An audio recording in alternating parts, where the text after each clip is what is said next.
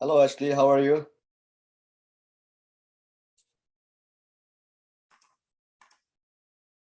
Hi, Raj. Hi, how are you? Yeah, good. Thanks, mate. How are you? Yeah, I'm good, good. Thank you. After a long time. Yeah. Hasn't been Yeah. that long, has it? Just a couple of months, I think. Yeah. How's things going on? Yeah, good. I had COVID at the start of the year in January, Oh and my God. it took me about a month really before I was feeling kind of good again. But yeah, feeling pretty good now. Oh, good, good. So did you have the both doses? Sorry. Did you have the vaccination? Yeah, I've had two doses, and then I got it, and then a couple of weeks back I had the booster shot. Okay. So you Hope, feeling much hope, better now, right? yeah, hoping not to get it again. Okay. Yeah, I still didn't have it, so I'm pretty lucky. Oh, cool. That's Yeah. good. Yeah. So yeah, so I think I shared on a lot of social media, very many platforms. So once you started, then I will also share a live video link. So hopefully Cool. it will get a lot of attraction. So I try to promote it as many places as I can. So we have one attendee invitation. So I'll go on mute, but once you're ready, let me know. Then I'll go Facebook Live. Okay. Oh, yep. Well, Oh, so let's wait 5 minutes and see who joins, and then we'll kick off. yeah. Yeah. Cool. So we still have 3 more minutes to start. So it's no rush, and we can give 1 or 2 more minutes to the people. So how long do you think that you need for today's session? It could go for up to an hour. So Okay. I think the last time I did the talk, it was 50 minutes. So Okay. Yeah, that's fine. yeah. So I booked for a long time, so it's not a rush. So you take your time, Oh, cool. no problem. Yeah. Thank you. Cool. All right. I might just turn off the video for a few minutes, and I'll be back soon. Yeah, me too.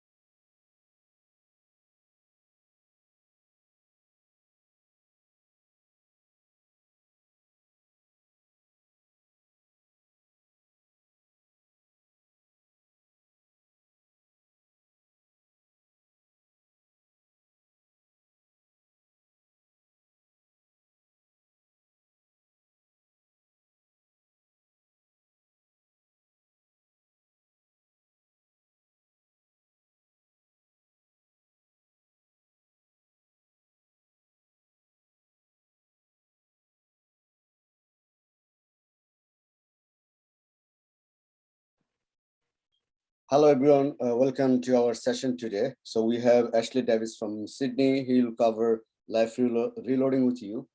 So Ashley, we can, if you're ready to start, we can start our today's workshop, and then I'll make it live on Facebook and Twitch. Yeah, cool. I'm ready to go when you are. Oh, I'm from Brisbane, by the way, not Sydney. Oh, sorry, Brisbane. Yeah. So Ashley, so I will hand over to you. So then I'll live on Facebook and Twitch, and I'll make also you as a host, so you can continue. You can see who is joining. You can admit them. Okay. So that's the way you can have your own control. So just give me 1 minute. I'll go live. Then I'll hand over to you. Okay. Yep. Just tell me when I'm good to go. Yep. Thank you.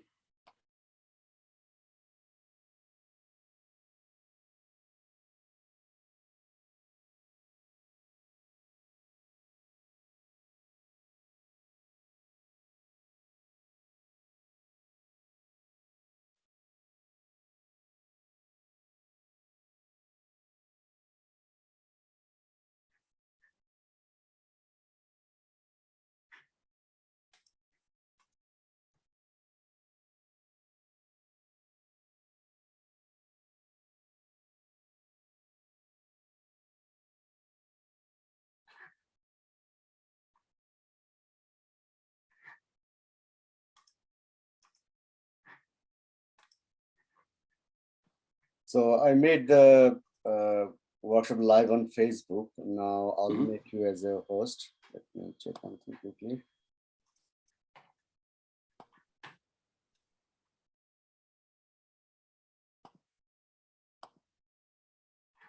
Okay, I made you host now, so you can take over from your side, Davis.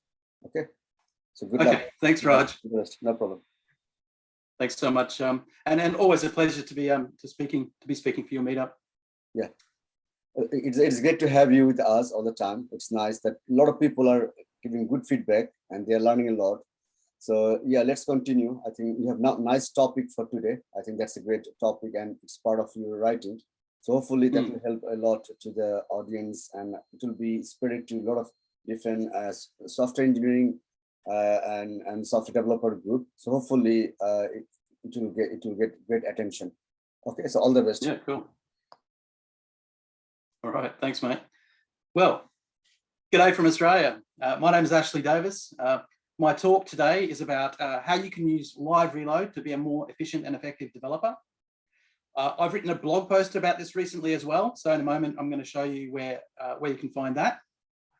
First, though, I'd like to start with the tradition we have here in Australia.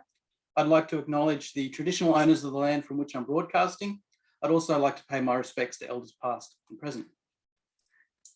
I'm just going to share my screen. Hopefully everyone can see that.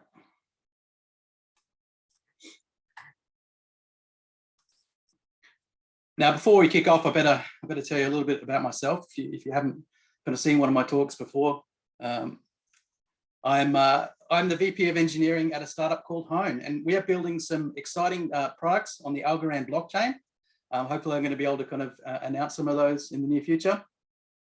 I'm also the developer of DataForge Notebook, which I'm open sourcing this year. So if you like Jupyter Notebook and you want Jupyter Notebook for JavaScript and Typescript, that is what DataForge Notebook is. It's a fantastic tool that I made, and I'm open sourcing it this year.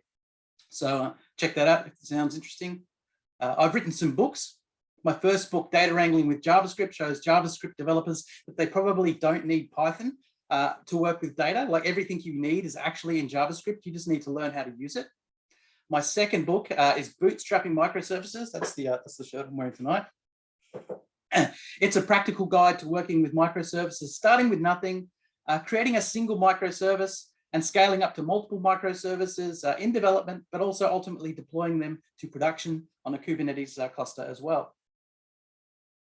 Now, the latest book I'm working on, it's called Rapid Full Stack Development. Why am I working on this? Well, it's something that's really important to me. I believe that as developers, it's not enough just to survive. We want to be able to flourish as well and really kind of get into what we're doing and be good at it. So Rapid Full Stack Development is a book that satisfies this need, and you can learn from my experience, and I can help you grow into a more effective and efficient developer. Check out the webpage if you want to learn more about that. So let's talk about live reload. Getting feedback quickly while you're coding, it's a really fundamental part of maintaining a rapid pace of development. Now, writing code quickly, it's not our only concern. The code that we produce, it also needs to be valuable and reliable. Is your code valuable? Well, only you or maybe your company can say that. Is your code reliable? Well, that is something that you need to test for. And you can run your code frequently, test frequently to check its output and behavior to make sure your code is operating as intended. Now, we can create a faster and more seamless workflow by having our application automatically reload. That's what we call live reload during development. So while you're working on the code, you know, the actual product is like reloading itself to kind of show you what the changes are, what the effect of the changes are that you've made. In this talk, we're going to examine a variety of full stack techniques for live reload to automate the run it part of your development pipeline. So wise use of these techniques is going to help you become a faster developer. Now, live reload, it's the automated approach to restarting our application during development. We do this so that our application automatically picks up code changes as we're coding. And doing this is going to save countless and manual and tedious restarts of your application. You probably already heard of live reload because it's actually quite typical for developers to use live reload when they're working on like a front end on a web page. But you may not know that we can apply this live reload technique across our entire stack. Now you can see here in this diagram, the part that is labeled, this part can be automated. This is where live reload fits into the coding cycle. Now, don't worry too much about trying to read all these diagrams. I've got a bunch here, but they're also in the blog post. I'm going to show you where to find the blog post in just a moment before we look at the code. So hang on for that. This diagram here shows the coding cycle unraveled over multiple iterations. It's like a bird's eye view of the ongoing process of development. Through this process, we take our code from working state to working state, accumulating working changes, accumulating working code, and minimizing the buildup of bugs. Any improvements that we can make to each small iteration of coding are going to have an amplified effect over this entire kind of unraveled iteration process. Live reload can have a dramatic effect on our performance, you know, not just because it takes those boring and manual application restarts and reloads and automates them, but also because it can be scaled up. Now, to start with, it can be scaled up across whatever processes comprise our application. So it could be a front end, a back end. It could be many, many microservices in the back end. So it scales over the whole application. And then live reload is also automatically scaled across all the iterations in our development pipeline. So this results in a large overall improvement. Live reload also has the positive side effect that it encourages small changes and frequent testing, helping the developer produce more reliable code. So all these benefits considered, it's, you know, why live reload is like one of the foundations of my development process. And it's one of the core techniques that I include in my book, Rapid Full Stack Development. Simply put, live reload, it's a key ingredient for building a faster development process. Now, before we get into the example code, I just want to point out that the live reload techniques that I'm presenting here tonight, or today, if you're in London, they're to be used only in development. So our needs for production are going to be quite different. For instance, I'm going to be talking about Docker. That's going to be part of the exciting end of the talk when we get to Docker. But in production, you know, we want to be having safe, secure, optimized Docker images where the code is baked into the image and immutable. So it can't be changed. I mean, that's important for security and performance.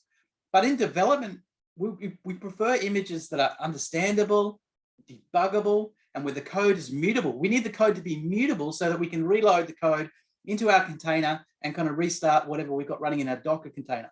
You know, while we're editing the code, we have that thing automatically reloading. So my point is that production has a whole different set of concerns than development, and we're going to treat it differently.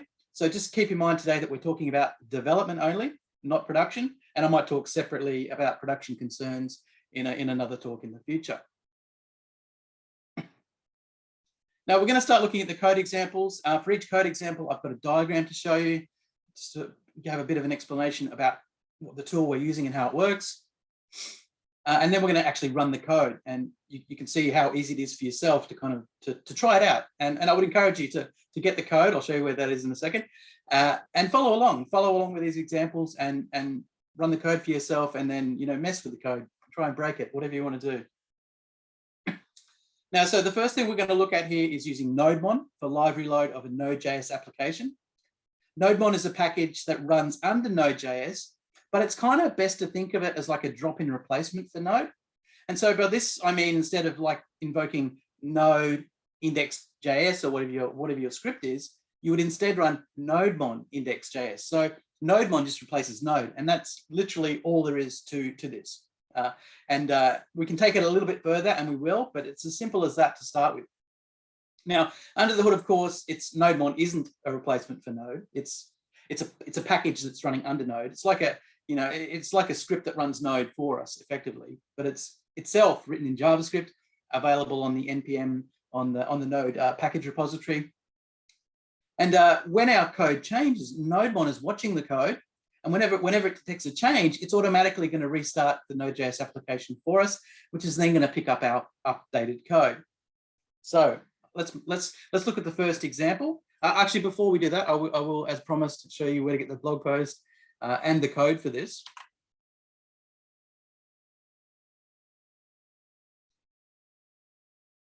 Where are we? So the blog post, well, that's the page for my book, by the way. Sorry, let's have a look at that. So rapidfullstackdevelopment.com, if you want to check out what I'm doing with my new book and subscribe to get updates on how that's progressing, please look up this webpage. Now, the code for this is available on my GitHub. That's Ashley Davis, live reload examples. You can download a zip file. It's probably the easiest way to get this. Or you can clone the Git repo by copying that. And I'll show you what that means in just a sec. The blog post, if you look at my website, codecapers.com.au, the latest blog post is live reload across the stack. Please come and have a look. This is where all the details will be. So if you get lost in the details in this talk at all, you can come back and kind of look at it here as well. All the diagrams are here for you to read in detail if you want. How to get the example code, how to run the code, and how this fits together, how it all works. So if you like what you see in this talk, have a look at the blog post as well. And yeah, grab the code. So I'm just going to copy this here now. So that's just copying the URL for the Git repo. If I wanted to get this now, so I've got to my terminal, and if I wanted to get this, I'd type git clone and then paste that URL in. And if I ran that, it would clone the repo locally, so I could go and play with it and do stuff with the code. Now, I've already got it, and I've already changed into the live reload examples directly. So I've already cloned the repo. Obviously, I built it in the first place before I put it on GitHub. But yeah, so this is my terminal. I'm working on Windows 11 here. But everything I show you tonight, it's going to work on Mac OS and Linux as well. So don't worry about that. I'll even be using kind of Linuxy Mac OS commands like ls, because I've got Git for Windows installed, which gives me those commands. That's pretty cool. Now, to follow along with the code and the examples, you're going to need, for most of the examples, you're going to need Node.js. I'm currently running Node version 16. If you want to run the Docker examples, which are the final two examples I've got to show you, you want Docker installed. Docker Desktop usually is the easy one to get installed on your development computer. I'm on Docker 2010 12. Now, if you want to get those, go to the Node.js website, nodejs.org. You can download the latest version, or you can use, there's a fantastic package called NVM, Node Version Manager, which you can install, which allows you to swap between different versions. But if you just want the simple install, just go to here and it'll give you whatever you, whatever operating system you're on, it'll give you the installer for that. And just Google for Docker Desktop if you want to get Docker Desktop installed. It's really easy to install for Mac. It's a little bit more difficult to install for Windows because you've got to do some setup of the WSL kind of 2 Linux in Windows system that's there. I've done that and it's fantastic. It's a fantastic way to work with Docker on Windows. It's just a little bit more difficult to set up.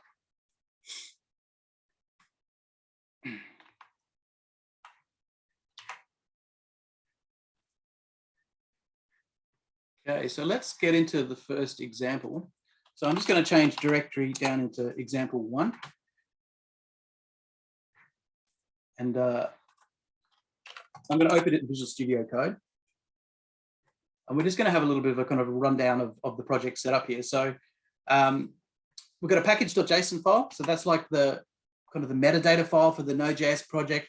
Let's have a quick look at that. So this contains the dependencies, the packages that we've installed. The only thing we've got here is a dev dependency called Nodemon. So that's a dev dependency, which means it's only to be used in development. We've got some conventional kind of scripts here, or conventional and non-conventional. I'll come back to that in a moment. And then there's a JavaScript file that prints hello world. So there's nothing particularly exciting here, but it's a simple way to kind of demonstrate how live reload works. Now, I'm going to put Visual Studio Code side by side with my terminal. Now, this doesn't look great because I'm zoomed in on a laptop, but normally I work on a desktop, and I do actually have like 3 screens, and I have, all my kind of terminals laid out, and I have my code editor, and if I'm working on a front end, I have the front end open in a browser. So I have a lot of screens running side by side. So you have to kind of realize that even though I haven't got a lot of screen real estate to play with at the moment in this presentation, this looks a lot better on a bigger screen with multiple screens. Now, I could run this by just running this index.js file directly under Node. So if I can spell it right, let's do that. So Node index.js, you can see it's run hello world. Nothing too exciting there. Now, like I said, Nodemon is kind of like a drop-in replacement for Node. So you would just use Nodemon instead of Node and just run Nodemon index.js. Oh, so the mistake I've made here is Nodemon isn't installed as a global package. So it's not like in my path, it's not accessible. I do have it installed as a local package. And so I should say as well, once you get the code, the first time you get the code, for any of these examples, run npm install. And that's what installs the dependencies. And I already did that earlier, so that completed really quickly. But when you run npm install, it's going to get your dependencies, and Nodemon is a dependency. So it's going to pull that down from the registry and allow us to run that. But to run a local package, this is where I went wrong a moment ago. I've got to use the npx command. So that's a command that comes with Node.js that allows you to run like a command line tool from a local package. And in this case, I want to run Nodemon. So I'm running Nodemon instead of Node. And this is going to run it in live reload mode. So you can see here what it's done. It says, like, I'm starting Node with index.js. It's printed the hello world. And now you can see what it says here, waiting for changes before restart. So if I go into my code file here and I change this to hello computer, which is my next favorite one from hello world, and I save that, I hit Control S to save that. And you can see that it's down here, it's just automatically restarted. So it says restarting due to changes, and it's running Node index.js again. And this time it's printed hello computer. So I'm just going to put that back the way it was. I'm going to save it on the right here. I'm going to save it, but watch what happens on the left. Oh, I hit the key in the wrong window there. There we go. So you can see that I just saved hello world and it's just restarted. So this is how simple it can be to kind of use live reload with a Node.js application. Now, how difficult is it to create this project in the first place? It's really, really trivial. So there's not much code here. There's just a console log with hello world. We've got a package.json like with kind of a couple of things in it. If I wanted to create this project from scratch, I could do it literally by saying npm init y. So this will create a package.json file for me, an empty package.json file. And after I've done that, I'll do an npm install save dev. So I want to save a development dependency, and I'll save Nodemon into my project. So that's literally all I would do to kind of set up this project. And of course, then I'd need to add my hello world file, my index.js, or whatever I'm going to do with this project.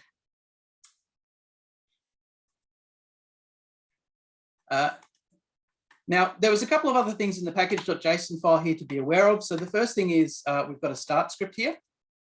And the start script just runs index node.js. So this is a node.js convention, which allows me to run npm start. And whatever the entry point is, so in this case, it's index.js, but some people call it server.js, some people call it main.js. We can't really decide. Index.js is pretty common though, but whatever it is, all you have to be as a Node.js developer, all you have to remember is to run npm start on whatever project you get from your teammates or from some open source project on the internet. Npm start is usually the command that will start it. And no matter what file you're actually running or what command line arguments you've got to pass to it. And also as a developer, as a Node.js developer, you always want to implement this start script, because that's the communication to your fellow developers that this is how to start this project, right? And you can always look at these scripts. You can always look at these scripts to kind of know the full range of kind of commands that you can run against this project. Now, the live reload version, so npm start is not live reload. That's intended for use in production, not development. So that this start command is how we kind of start this application if it was running on a production server.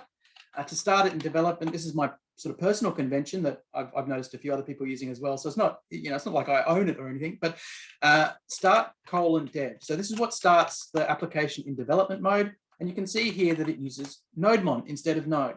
And so that means I can run npm run start dev, and that's going to run this with Nodemon. And as I'm changing this, you can see that it's automatically restarting my code. So that's about it for the first example. That's pretty simple. It's going to get more complicated as we go along, but just a reminder that if you do get lost, come back and look at the code yourself, look at the blog post, and hopefully it'll make sense.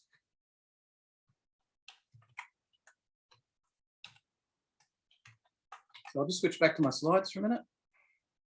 Actually, before we do that, I don't actually have a slide for example 2, but there's not a lot to look at for example number 2. This is an example of how to configure Nodemon using a configuration file. So you can see here in this example, in the package.json file, the start dev, we're just running Nodemon. So we're not telling it what script file to run. We're delegating that to this configuration file here, Nodemon.json. Now, there's a lot of interesting stuff that you can configure in this file. For example, like what directory contains your source code that should be watched, whether you've got any source code that should be ignored, like automated tests. Like we don't want Nodemon to care about our automated tests. So we're going to be using a whole other system for that, which I'm going to show you very soon. But we just want Nodemon to ignore our automated tests. And we can also customize the actual command that gets executed. So the exec field here tells it what is what's running node against our script file. And you'll note here that we're specifically putting node in, and that could be anything. Like at this point, you may be realizing that Nodemon is not just for node, like it literally works with anything. You could be running, some other command here that's watching, you can configure this to watch certain types of files as well. We'll see an example of that actually in the next example. We'll see how to do that. But as an example, you could make this say watch CSV files or some other data file, and then run some command here that's like, some process that you're running on your data pipe. So you've got like almost like a poor man's live reload automated data processing pipeline. Whenever new data files get saved, it executes your code and runs it. So Nodemon is very flexible. It's not just for use with JavaScript code. You can use it with any type of file really, and any command that you can run. So I just wanted to throw that in there. That is how you configure. That is how you configure Nodemon, and we're going to make use of that. Now, the reason I do throw that in is because the next example we have to configure Nodemon to work with Typescript. So let's talk about Typescript. Now, I'm a fan of Typescript, and that's why I included here. You could imagine that using Typescript with Nodemon could be very difficult. You might imagine, having to build up kind of multiple commands in parallel that compile your Typescript to JavaScript, and then, run Nodemon on that JavaScript or something like that. That's possible, and it's kind of complicated. So we don't want to do that. But what we can do is we can use a really nice package called TS Node. So TS Node is like another drop-in replacement for Node that allows us to run Typescript code directly. So we don't have to first compile it. It's like, under the hood, it is compiling it and, doing some magic and stuff on it so that, we get JavaScript code to run. But it's like we're running TypeScript code directly. So it makes working with TypeScript a little bit more convenient in development. It's great if you're learning TypeScript to work this way because you don't have to care about the compiler or the build pipeline as much. And it's a great way to prototype and experiment with TypeScript as well. So the diagram here shows how we're going to run TS Node under Node.js, and that in turn is going to run Nodemon. So we're going to have Nodemon this time configured to watch our TypeScript files, and whenever they change, it's going to restart TS Node, and of course that's going to restart Node.js and reload our code files into the application. Let us have a look at the example for this one. So I'm going into example number 3 now. And again, just as a reminder, if you're following along and working through this in the code yourself, you've got to run npm install for every project to make sure you get the dependencies. It's even more important in this project because now we've got like TypeScript as a dependency, TS Node as a dependency. We've got a bunch more to here that we need to kind of get installed. I'm just trying to run VS Code. So I'm running VS Code for this project.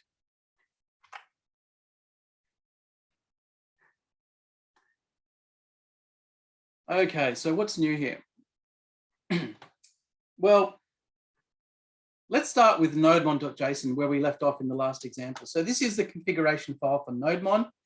The difference here is you see here now we've configured it to watch the TS extension. So we're only watching code files that end with the TS, the TypeScript extension.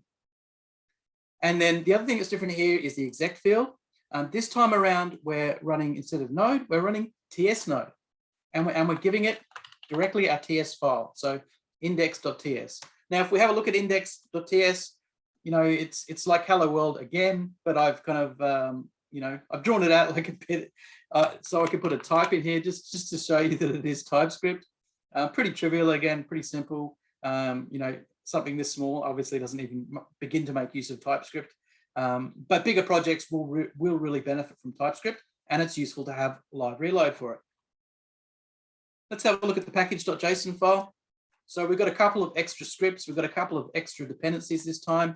You'll see we've got the TypeScript dependency. So that gives us the TypeScript compiler that allows us to compile our TypeScript code to JavaScript. TS Node, which is what allows us to run our TypeScript code directly under Node.js without compiling it. And of course, we've got Nodemon, which will watch for changes and restart our application. We've got some types, so that's something that we need for TypeScript to be able to kind of understand Node.js APIs and the like. Now for the scripts, the start script is designed to kind of run this in production. And you'll see that we're starting it on a JavaScript file. So this relies on the TypeScript code being already compiled, pre-compiled to JavaScript. And we do that running this build command here. So if you wanted to run that, let me just show you how to run that. So if I do npm run build, that's going to run my build script. So that's running the TypeScript TSC, which is the TypeScript compiler, running it in incremental mode wherever you can these days. That's a fairly new feature. It makes it so much quicker to compile TypeScript code the second time round after it's going to cache some of its build results. So now that I've run that, I can run my npm start command, and that's what's going to run the JavaScript file. So that's printed hello world from TypeScript.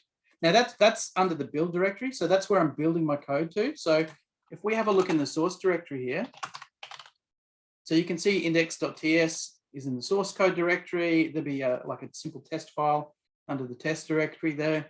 But if I have a look under the build directory, the same thing here. This is the TypeScript compile file after it's been compiled to JavaScript. So that's running it. That's compiling it, so you can then run it in production. But we've got our start dev script here implemented using Nodemon. So again, I can run. I must run npm run start dev, and this gives us our TypeScript code running in live reload. So I can change this. My favorite thing, change it to hello computer. I'm just saving this with Control S. You can see here on the left, it's restarting. It's a little bit slower to run TypeScript code, but yeah, it's printed hello computer. So, you know, live reload for TypeScript. You know, just because you're using TypeScript doesn't mean you have to miss out on any of the goodies. So that's it for the TypeScript example. I'm really running through these, but I don't want the talk to go over an hour.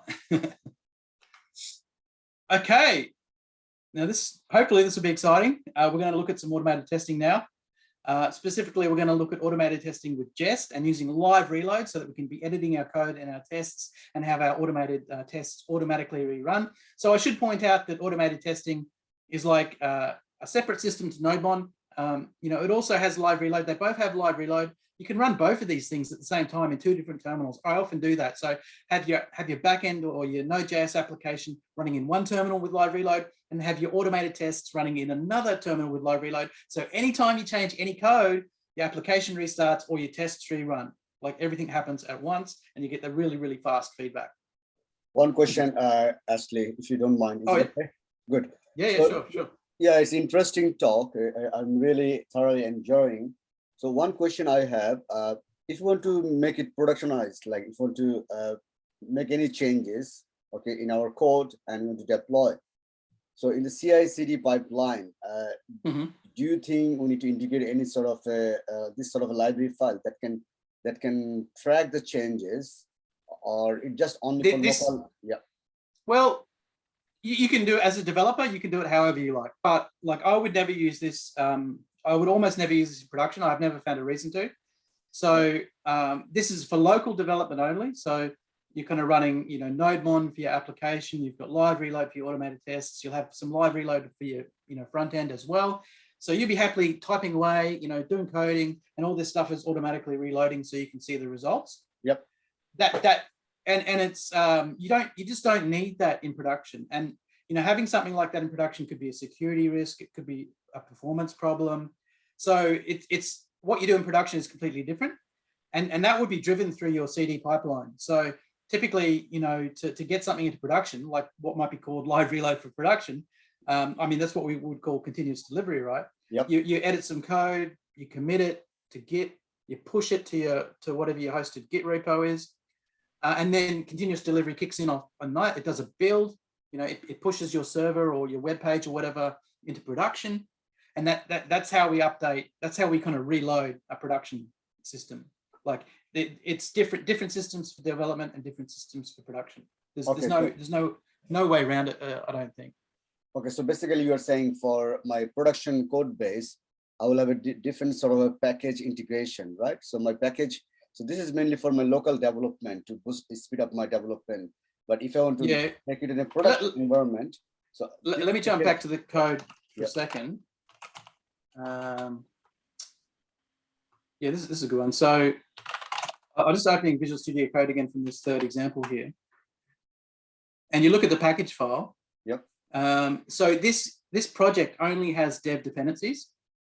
So typically in a production Node.js project, you'd have your dev dependencies plus you'd have also dependencies. So you might have something like moment. That's a really popular date handling kind of toolkit, right? Yep. And there'll be some kind of version number here, and so these are your production dependencies. These are dependencies only for use in development. So if you're gonna run this in production, you would like to run it in development. You do an npm install. Yep. To run it in production, I'm just trying to do this from memory, but I think it's only equals production. Yep. So that will only get you the production dependencies, and it will eliminate all the testing stuff, all the debugging stuff that you use only in development. Yep. And allow you to kind of run the production version of this, whatever this is. Now, there's no reason why you can't include something like Nodemon in production by just literally moving it up to the dependencies. And so that would be installed in production then. But like I said, it's like, one of the things you're aiming for in production is to have the code be immutable. So your CD pipeline will kind of build a Docker image, or it'll build some other kind of artifact from the build process.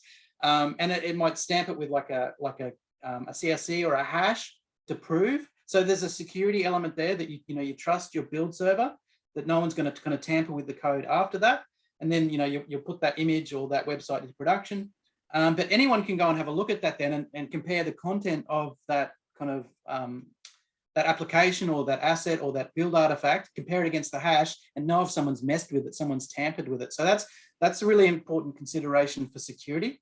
So if you were to use Nodemon in production, it's like saying, the code can change in production, which is like saying that, some rogue element could actually get into that server, potentially change the code and cause that to reload. So Okay. Just as a security measure, you know, if you are using Nodemon in production, it's got to be for some really unusual use case that like I've never thought of. Okay, that's perfectly fine. That's good. So basically, for we are considering this sort of mainly for dev dependencies, right? So for the development part, everything I'm presenting in this talk today is just going to help you in development. Okay. It's going to make you a faster developer, and hopefully make you build better production code as well, because you know this technique of live reload helps you, you know, make quicker code changes. It helps you test more frequently, and I'm hoping that kind of means less bugs and more reliable code. So that's going to be a knock-on improvement to the way this code works in production. Okay, that's good. So that means we don't need to actually include this part into the CI/CD pipeline. So basically, it's me as a developer to speed up my coding development experience. Instead of writing a lot of code, it can automatically help me in a lot of things. Okay, that's so yeah. You wouldn't include this in your production continuous delivery pipeline. But some of this stuff you would actually include in your CI pipeline, because the purpose of a CI pipeline is to do testing. So, you know, in the next example, like I'm showing you automated testing. Automated testing is like, we'll have Jest installed, which is a popular JavaScript framework for testing. That'll be a dev dependency, but you typically want to have that running in your CI pipeline to do testing. But Nodemon is like I don't think it's very useful to run in a CI pipeline, but it would be there. Just because it's a dev dependency and you would install dev dependencies in your CI pipeline. But that's mainly because you want to do testing and verify code. Yeah, thank you. And on when we want to deploy in the production environment, we just need to put that tag. Is it a production only, npm install only production? And that way we can ignore these dev dependencies, right? Okay, that's cool. Yeah, that's right. Thank you. Go ahead. Thank you. Okay, where was I?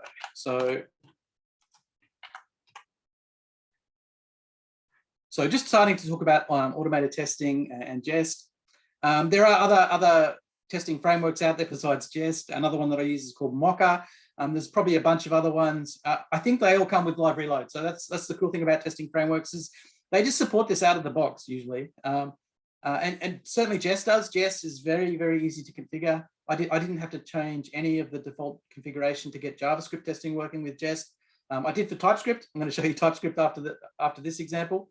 But very easy to configure, very easy to work with, because it comes with live reload. And let's have a look at the example code anyway. So this is example number 4.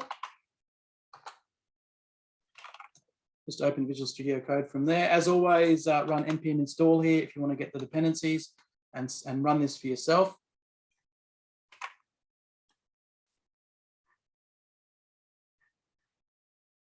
So where are we going to start here? Let's start by looking in package.json.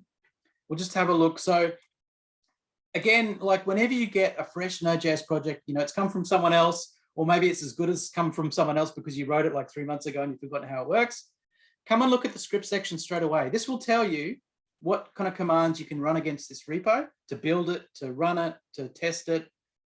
In this point here, we're looking at the test scripts here.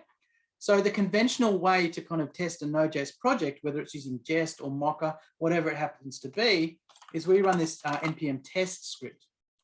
So I've got one really trivial test in this project.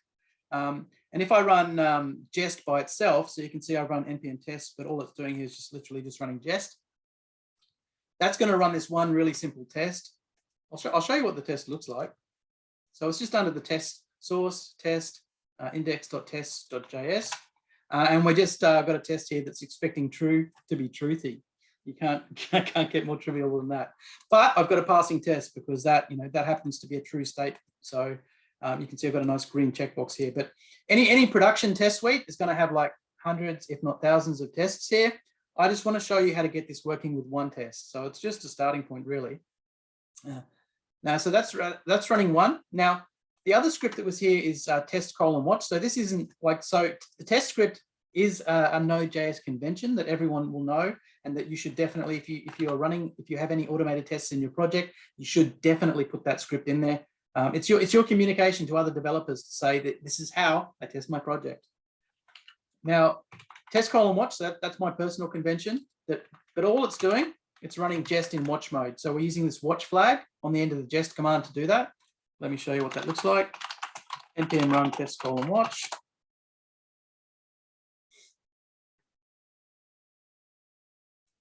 Now, by default, it doesn't run any tests. And just in this case, that's because nothing has changed in the Git repository. So if I change something here, it's going to want to run tests, or it says I can hit the A key to run all tests. But what I'm going to do is I'm just going to break my test here anyway. I'm just going to put, false is not equal to truthy. So I can't make that evaluate to a true statement. I'm saving that, Control S, and you can see on the left here, I'm going to get a big red failing test. So the point about this is that you could have, hundreds, if not thousands of automated tests covering all angles, all aspects of your code base. And as you're coding against it and changing code, not just in the tests, but actually in the code for your application as well, as soon as you break something, this will instantly turn red and tell you what's failed. So that's the point where you might want to kind of like, oh, maybe I didn't mean to do that change, and put it back to the way it was, and get a green test coming back. So automated testing, really, really powerful, but really amazing, coupled with live reload, so that you can kind of have, if you've got a large amount of coverage of your application through your automated tests, any change that breaks anything is going to trigger a whole bunch of test failures that are going to be really obvious and hopefully easy for you to fix as well.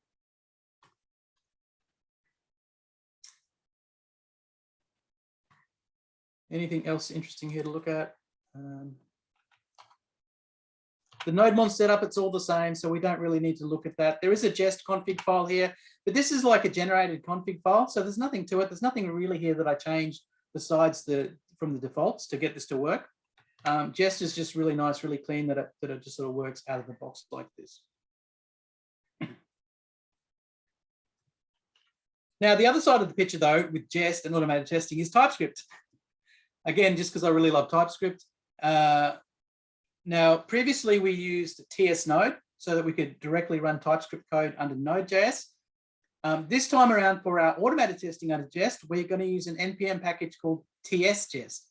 So that's like a plugin to Jest that allows us to run our TypeScript code and tests just directly under Jest without having any complicated build pipelines or anything like that. So we can just directly run our TypeScript code under Jest.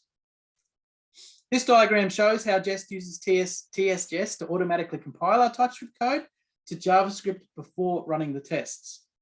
Now, again, if you want to kind of spend a bit of time studying these diagrams, please look at the blog post. I'm just going to jump straight into this next example.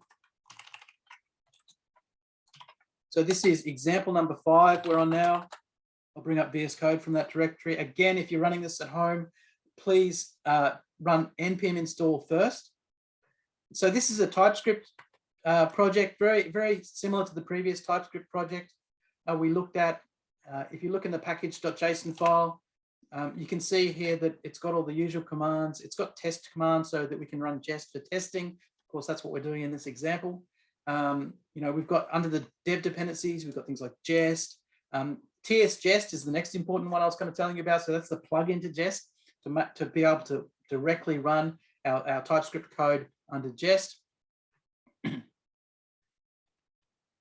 So let's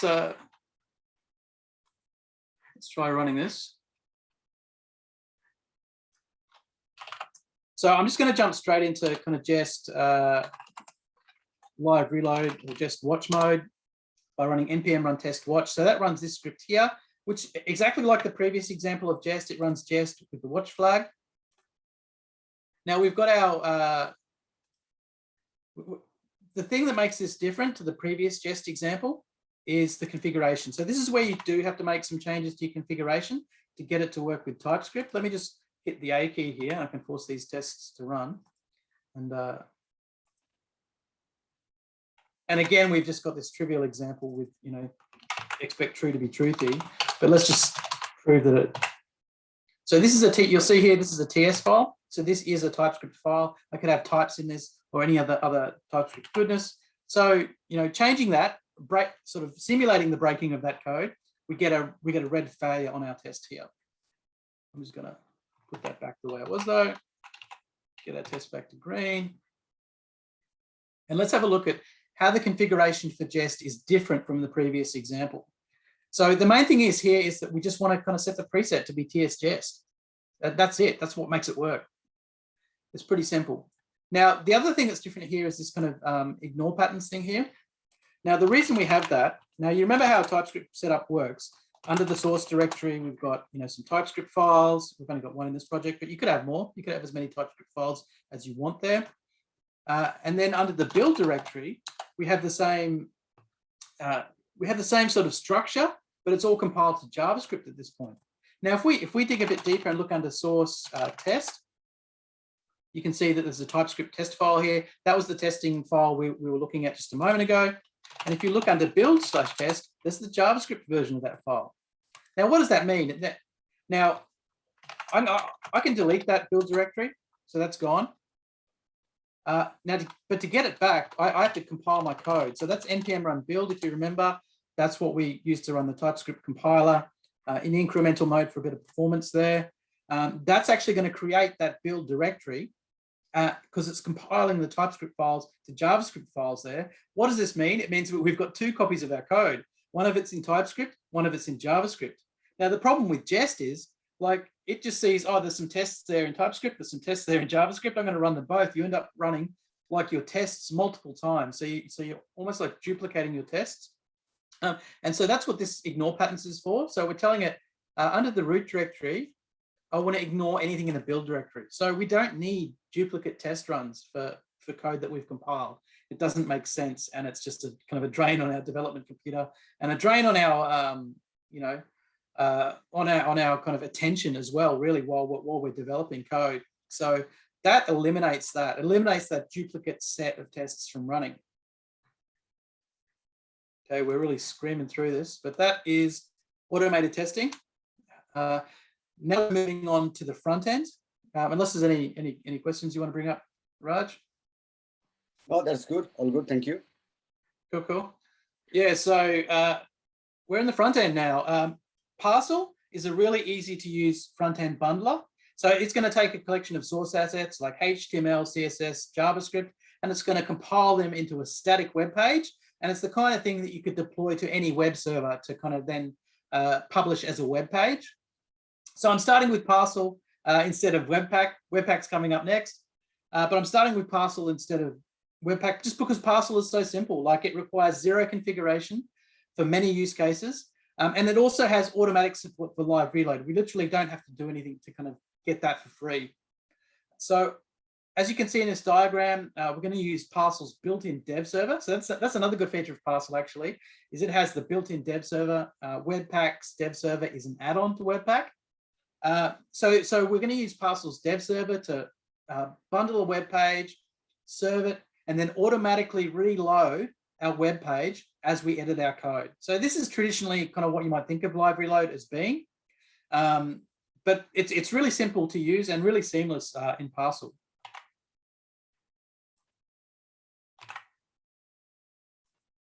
So what number are we up to now? That was number 5. So we're up to number 6, example number 6. I'm just changing into that directory, opening Visual Studio Code from there. So Parcel is installed. Again, your starting point for any Node.js project, even a front end or a backend project, it doesn't matter. The starting point is to go and have a look at package.json because dev dependencies will tell you what this depends on, like Parcel. I'm not going to tell you about live server, but you can read about that in my blog if you want. You don't need live server, like Parcel is enough. So I'm just going to talk about Parcel now. Now there's a start script here. There's a build script. So you'll notice that there's no start : dev. There's no kind of development mode start script here. And the reason for that is because we don't run this project in production through Node.js. What we do is we build it using this build script. So that's just using Parcel's build command here and telling it, which HTML file to start with. That's going to build our web page into a bundle that we can then deploy and host somewhere. And Node.js isn't needed at that point. Once we've built it to a static web page, we don't need Node.js anymore. So hence, this start script here is really just the development start script. So there is no need for any additional way to kind of start this. And you can see what it does is we're just running the Parcel command. and we're pointing it out at our HTML file. So I'm just going to run that now. So I'm running npm start, and that's going to do that thing what it said. So it's just running parcel. Parcel is like, I've run it before from this directory, so it's cached. So it's really quick to start when it's cached. It's a little bit slower the first time you run it. But here you can just double click on the link and you can see my really kind of hideous blue web page here that says hello world.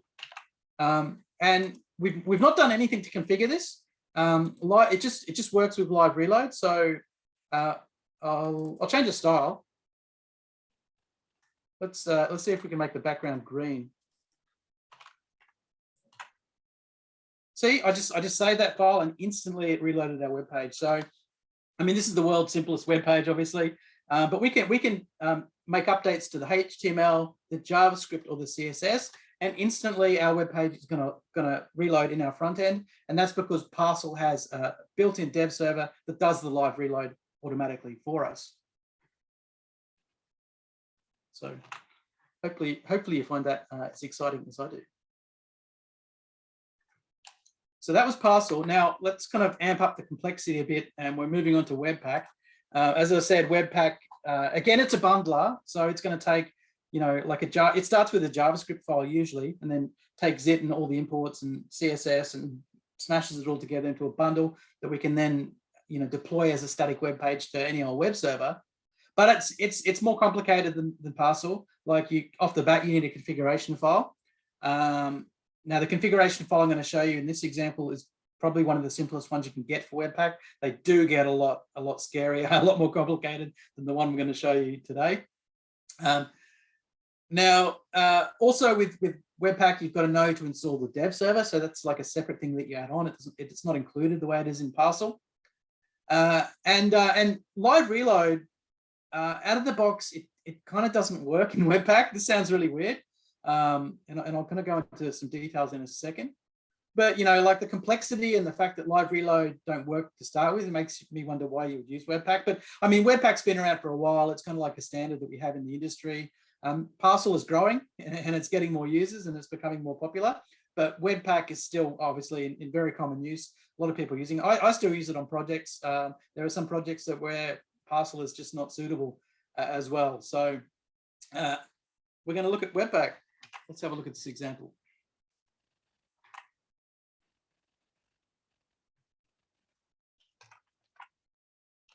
So we're up to example number 7 now. I'm just going to start Visual Studio Code. Now, the interesting to look at here really, as I've been saying, let's start with the package file. I was going to show you what the Webpack config, but we'll look at that second. Look at package.json first. Again, this is how these are the things that we can do with this project. The dependencies that we've got, you can see, Webpack dependencies. We've got the Webpack dev server that I was telling you about. Now, the start command, so this is running it. This is running the Webpack development server and opening a web page for it. I'm not even going to do that. It's going to look the same as what we did for Parcel. You load a web page, you change some CSS, or you change whatever other assets you want, the web page will automatically reload. I'm not even going to worry about showing you that. We can build a static version of the web page by running npm run build. I will just run that. Npm run build. The real thing to look at here, though, is the Webpack configuration file, though. So I'm just going to maximize this, actually. So this is the kind of the key to it. And like I said, this is kind of about the simplest Webpack configuration file you need to get live reload working. And certainly if you're working with the production Webpack setup, it's going to be like 10 times as big as this probably. Like these things can get really huge and really scary. Now, the thing to notice here is that hot is disabled. So this is disabling hot module replacement. So the confusing thing about Webpack is it has these two different things. Like one of them is called live reload, and that's where it, like kind of like what we're talking about tonight, it kind of refreshes the whole page whenever anything changes. Now, the other thing in Webpack is called hot module replacement, or HMR, which is like a bit like a live reload on steroids. Like it can actually identify individual code modules, and instead of refreshing the whole web browser, it'll just compile like a one code module and kind of inject that into the browser. But it's a more sophisticated technique for doing live reload, and it's tricky to get set up and get working right in Webpack. So what you really want with Webpack, when you're starting a new project or you've got a small project and you don't need that advanced hot module replacement, just turn it off, because like that will enable live reload. This is like unintuitive and unobvious, but if you do that, whole page live reload works automatically in Webpack. Like there's no stuffing around to get that configured. You just have to know to kind of turn off that. So that's my one useful kind of trick I can give you related to live reload with Webpack. And if you work with Webpack, hopefully that helps. All right. Where are we? Now, as promised, I'm going to show how to use live reload with Docker. So, you might have been surprised to learn that you can actually do this with Docker and like kind of have code changes injected into a Docker container and whatever's in there have it automatically reload. But doing this means that we can scale up our live reload to like a larger microservices application that you might be running on your development PC for testing, development, debugging, or whatever. Now, again, live reload, this is a technique that we definitely only want to use in development. You wouldn't want to kind of have mutable code in a Docker container running in production. That's just, that sounds like a security problem waiting to happen. But if you run this way in development, typically you might be using something like Docker Compose. That's what I'm going to show you in a moment, to run a microservices application on your development computer. And then basically, for any microservices you've got running, if you edit the code for that microservice will automatically reload, and none of the others will be affected. So it's not like you're doing a kind of a system-wide microservices application restart, because that could take a while to kind of build the Docker images, restart everything. But in this case, like any particular microservice you want to edit or develop or change or mess with, the code for just that one microservice will be injected and it will get reloaded. So the good news is that we already learned all the tools we need for this. We'll be using Nodemon from example 1. So that's just going to run inside the Docker container and watch the code for changes. And then we have a Node.js application running inside the Docker container, and we're automatically going to have that reloaded by Nodemon whenever our code changes.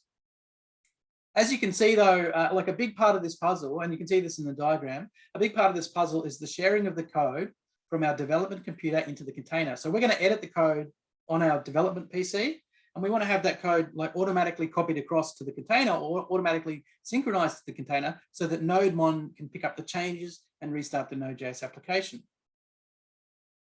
So let's see how we can do that with Docker.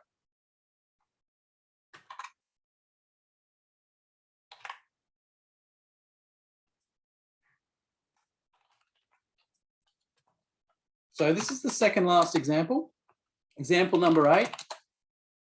Just opening Visual Studio Code from that project. Now, anytime you see a Docker compose.yaml, so Docker, that's the configuration file for this microservices application. It so happens that it's only got one microservice because it's only a trivial kind of hello world example. But there could be any number of these microservices defined in here. It could be a bigger application, but it's not. It's just a hello world of microservices applications. Anytime you see a Docker Compose configuration file, you can run Docker Compose up. So that's going to bring up the application, including all the microservices. Run build to make it build the Docker images. So this is going to run our hello world microservices application. Now, what does this look like? Under this microservice directory here, it's just a Node.js application. It's just like the Node.js application that we looked at earlier. Not much different. It's using Nodemon to do the live reload. You can see here that it's printed hello world. So we've got output from our first microservice, hello world. And if I were to go into the code file here and like change that, you can see it actually working. So hello computers. So it's just restarted real quick, actually, wasn't it? It's amazing to see. Yeah, nice.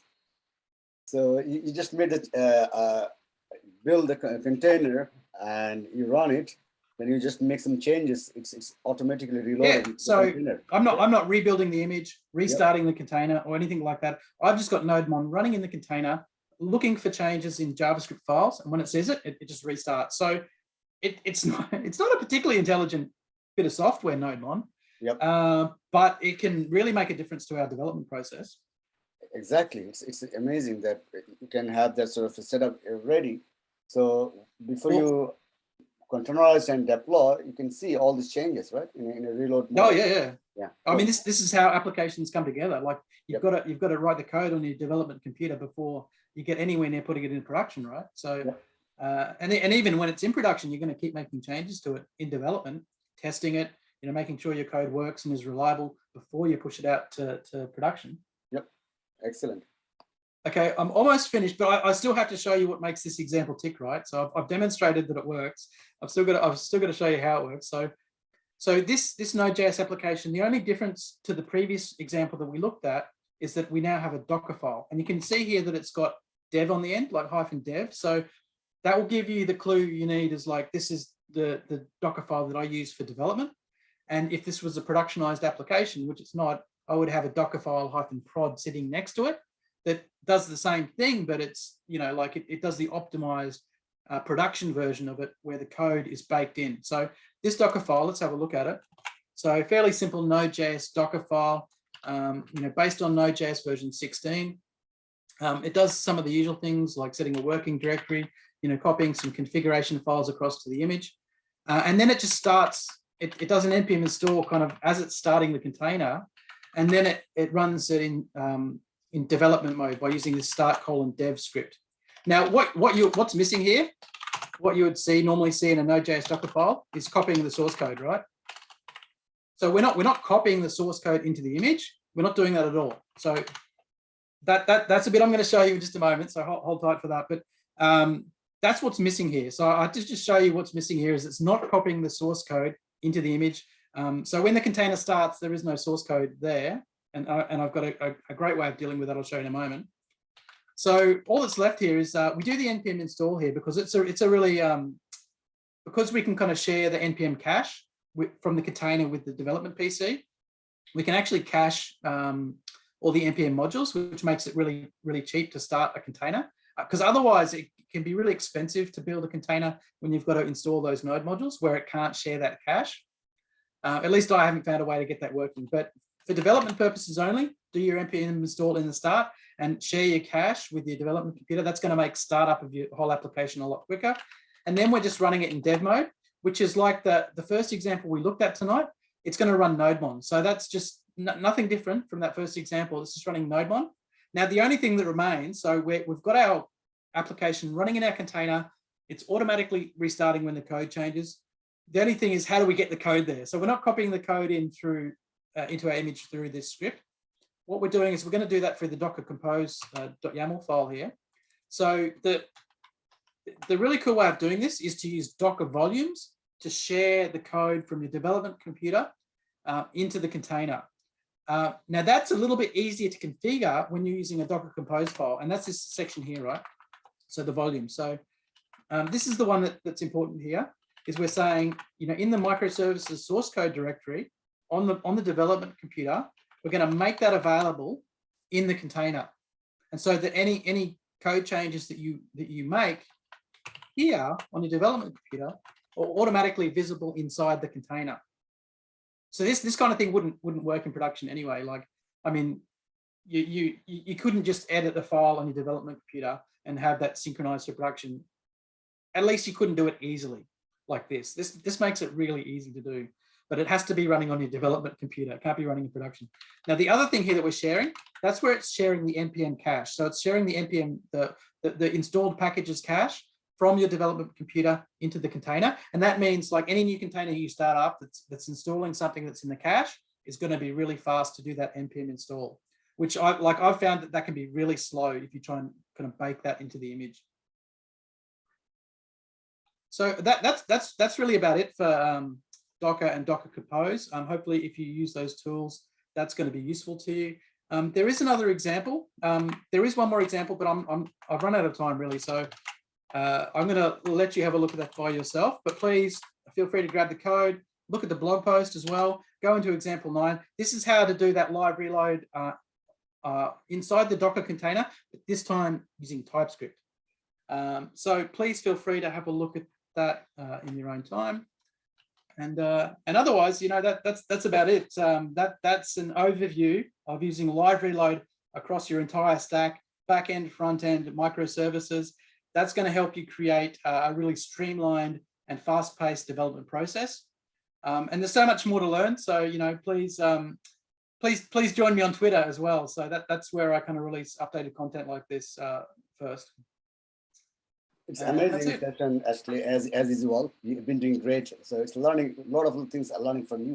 I want to tell you, and not only me, for all the audiences, the members are learning from you. And it's been shared with a lot of different social media. So I think people can also go away on the free time. They can also look into this content and can they also reach out to you. And I think it's really amazing that the way you showed different examples, how it can speed up the development. I think it's really, really helpful. And I myself also will try at home later on. So one last thing, Ashley, as you talked about, so probably we're considering to have some conference in the coming months. So I'm considering end of the year, depending on all the speakers' availability. I'm planning, so hopefully I'll reach out to you again. So if you can think about anything in your mind, you can think of to conduct, that will be great. And yeah, I'd love to talk at your conference. I don't know what I'll talk about yet, but yeah, we've got a bit of time to sort that out. So yeah, so we can talk about that. And yeah, if you have more sessions to you have more ideas, more topic to be discussed, please let me know. So I will organize few more sessions in the coming months. So I have a couple of more slots available for you. So feel free to let me know what topics you have. And yeah, I think that's an amazing session, to be honest, tell you, learn a lot and so much you done so much things for the developers. So that should speed up the development work. So they shouldn't have any more complaint. Look, I'm making more reload, do those things. It's not like that. Well, I've got the blog post up as well. So like it's it's kind of like your complete guide to live reload. So hopefully, no matter where you want to use it, you can go and have a look at my blog post, kind of jump to the bit you need, and just sort of focus on the bit that you're interested in. Sort of designed it to be read that way. So yeah, cool. I'll do. Thank you, and I'll also share with others.